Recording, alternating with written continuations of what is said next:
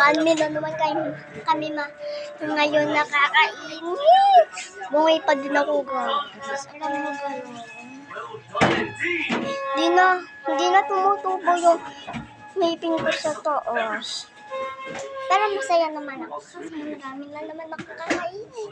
Tapos may mga kayip pa. Kaya kayo, dapat maghanda din. Kapag walang pera,